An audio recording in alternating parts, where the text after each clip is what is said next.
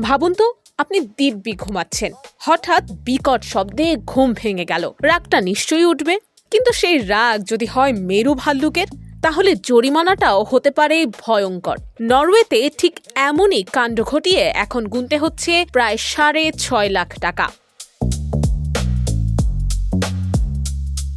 ঘটনাটি ঘটেছে নরওয়ের সলবার্ড দ্বীপপুঞ্জে। চলতি মাসের শুরুতে উত্তর পশ্চিম সলবার্ডের একটি সমুদ্র খাড়ি দিয়ে যাচ্ছিল একটি জাহাজ। সেখানে স্থলভাগে একটি মেরু ভাল্লুককে ঘুমিয়ে থাকতে দেখেন জাহাজের আরোহীরা। আর তখনই এক ব্যক্তি ভাল্লুকটিকে দেখতে পেয়ে বাজিয়ে দেন জাহাজের ফগ হর্ন।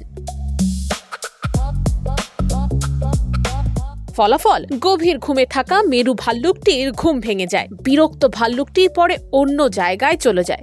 দেশের বর্তমান ব্যাংকিং পরিস্থিতি নিয়ে দুশ্চিন্তায় আছেন? প্রতিটি বিনিয়োগ এখানে পরিকল্পিত, বাস্তব এবং নিরাপদ। কল করুন বা হোয়াটসঅ্যাপ করুন স্ক্রিনে দেয়া নম্বরে। কিন্তু ঘটনা এখানেই শেষ নয়। স্থানীয় কর্তৃপক্ষ ওই ব্যক্তিকে করেছে 50,000 নরওয়েজিয়ান ক্রোনার জরিমানা, বাংলাদেশি মুদ্রায় যা প্রায় 6.5 লাখ টাকা।